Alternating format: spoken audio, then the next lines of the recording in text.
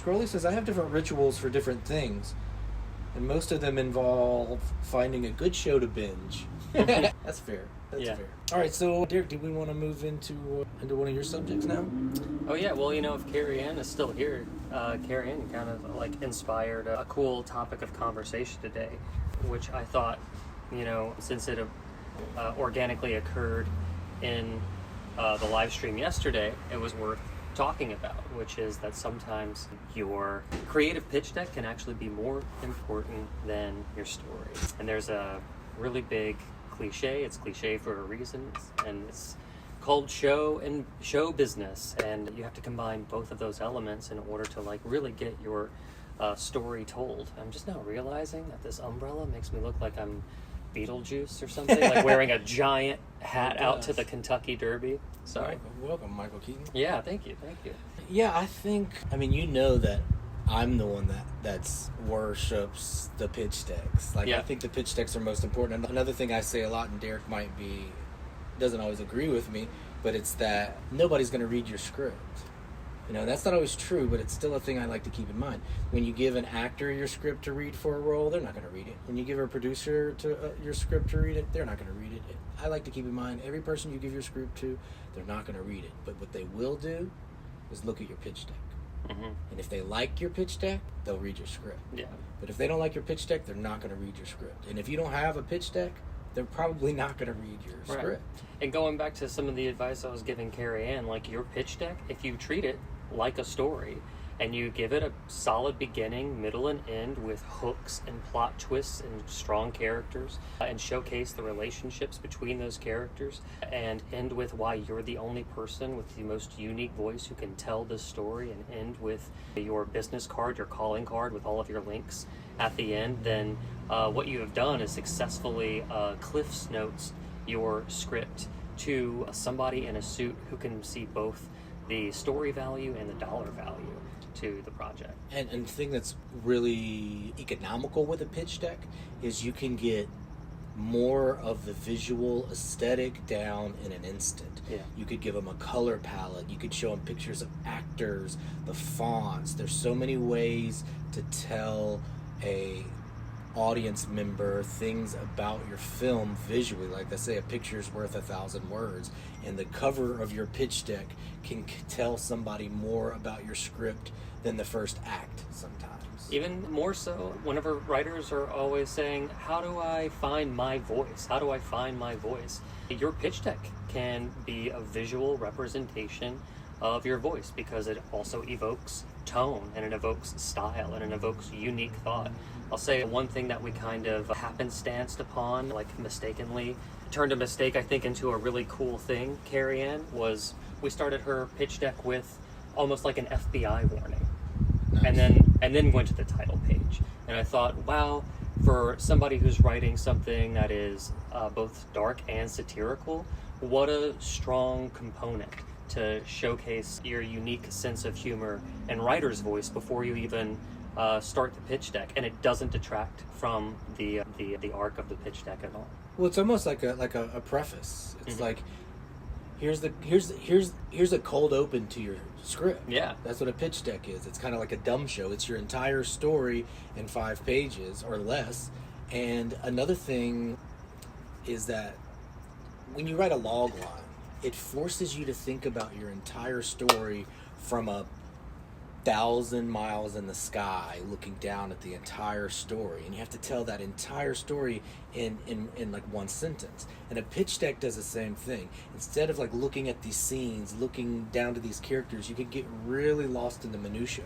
When you're forced to create a pitch deck, the way that you're forced to look at your movie in one viewing, in literally, I can see the whole movie in front of my eyes in a singular moment. It's not going to take me hours to read it. I'm not going to have to take an hour and a half to watch a film. I can literally digest the entire concept in one viewing. And to extrapolate that, think about how you guys watch streaming services. When you're scrolling through Netflix, what do you get? you're getting a bunch of little pitch decks in thumbnail form with a short descriptor, your log line, to choose from. And you, as a consumer, are making judgments like the person at the head of the studio looking at your pitch deck is going to be scrolling through making judgments. Your pitch deck is not the only pitch deck on their desk. They've got 100 to get through over a weekend, and they're going to make really quick decisions based on instinct, and you have to give them every reason to not say no to you. Yeah, and I mean, I think you're right. The cover of a film, a billboard, a movie poster is a pitch deck. It's a condensed pitch deck. It's the cover of a pitch deck. You know what I mean?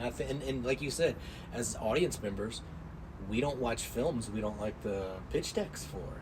You know, and we haven't watched the movies yet, and that's 100% proving the fact that, like, nobody's going to read your script if they don't like your pitch deck.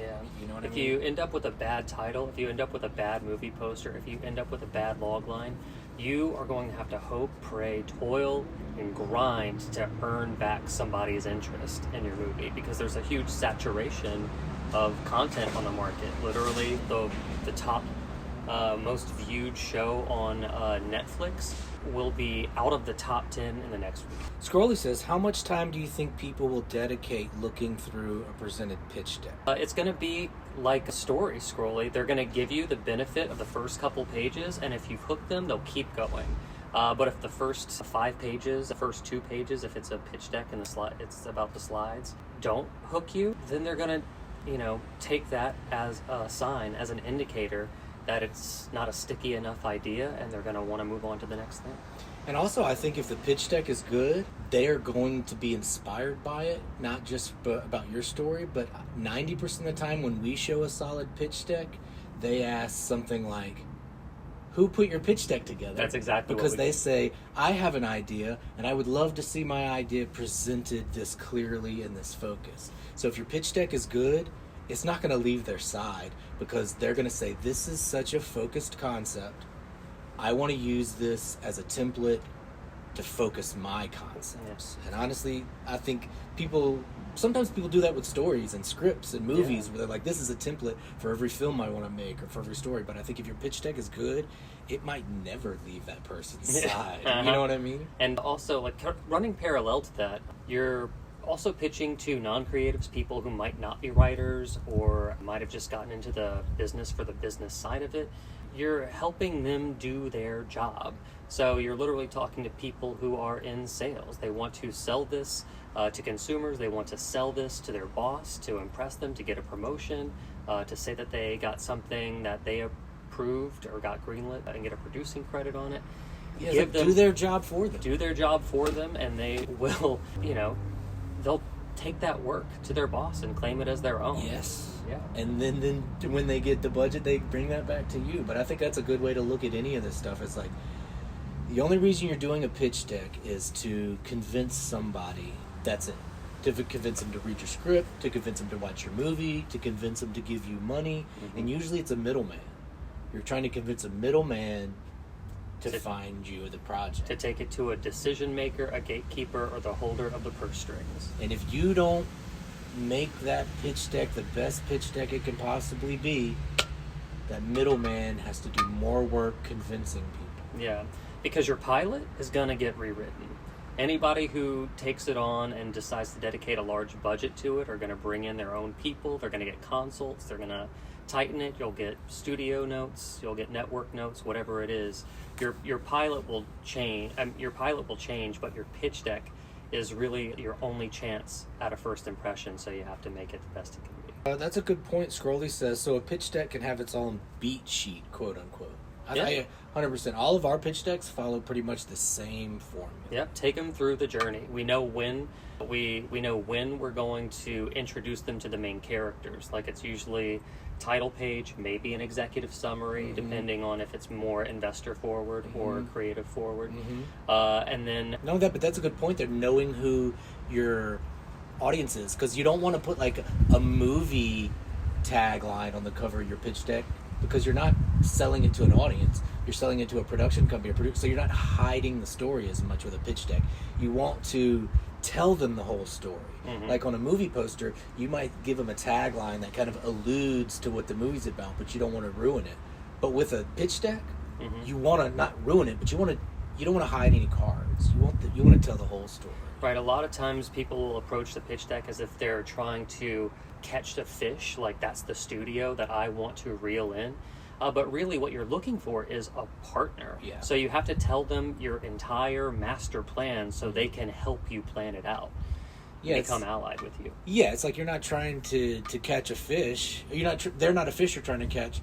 They're a fisherman. Yeah, they're just, fellow fishermen. Yes, and we're all out here trying to catch fish. My southern came out. They're a fellow fisherman. They're a fellow fisherman. But yeah, I think there is a definite beat sheet, and it follows kind of like we were saying, like cover of the film, executive summary, like why we're making this film now, why we're the people, who are these characters. And one thing about a pitch deck is you don't just introduce, well, if it's a book it might be different, but for a film you don't just introduce characters, you introduce human beings and a different page that will embody these characters. So you're describing two different things, fictitious characters and then like real human beings that we would like to hire and be part of our team, be fellow fishermen. Mm-hmm. You know. Yeah. Kyrian says, honestly, if I get better at pitch decking, this could be a good summer internship. Sometimes, yeah. Honestly, the amount of times, like, we've pitched so many projects, and sometimes people will say yes, but more than not, people say, hey, who did this pitch deck? Because it's amazing. Like,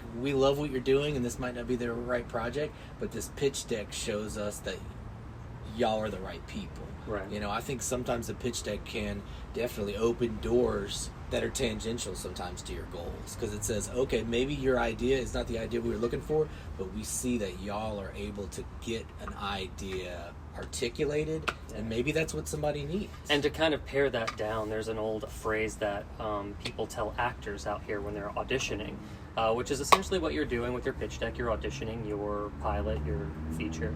And the expression says, don't book the job, book the room, right? Even though that job may not be yours to take, you want to impress everybody in that room, so they keep calling you back, keep saying, well, what else do you have? What else do you have? You know what you'd be perfect for whenever this does come along? Talk about chumming the water and making the fishing category, the fishing analogy a thread through this entire conversation. But that's what you're doing, really. You're setting a bunch of hooks. Yeah. And I think that, like, more than anything, when you show a screenplay to someone, or you show a piece of art to someone, or you go for an audition, you're selling two things: piece of art that you've created and the artist that created it. Yep. And sometimes somebody you've won, they love you as an artist, they want to give you whatever you need, but the painting you showed up with is not the one they want to hang on their wall. Yeah. But you still won. They're just saying, hey, I don't want that painting, but I want you to do another painting of your style and these colors. You've already won this audition. And you might have not won the role in that film, but that's not because you failed. That just means sometimes that role is not for you. Yeah. You know what I mean? In such a subjective art form, you have to be open to, like, pivoting in those ways in order to find your win. Yeah, and I think the bigger win is selling yourself as an artist, not just selling the piece of art. Yeah. You know. Scrolly visuals and animation go a long way. He confirms some sales just having a really nice presentation. Yeah, we call that a previs, and that's just that's kind of like the next. Once we've hooked somebody with a pitch deck, then we might move on to some animations. But depending on the audience, your pitch deck could be an animation. Yeah. You know? Gabe is really good with his pitch decks because there's no wasted space. Every background to every single slide is something awesome. Yeah. Something like, saying just having a white background with text on it. Let's put a background that invokes a scene, the color palette, the location, a character. We'll have fonts on the page that also imply the style of the project. So even if you don't read any words, by just looking at the visual representation, you can get the entire information across. And to roll it up, that's what Scrolly says. He says, I was going to have to write like 3 paragraphs to explain the tiers. He was like, but just having some animations explained it so basically that words would have to explain in a redundant fashion. Oh, yeah, you're right. Yeah, and that's it. Pitch decks are important.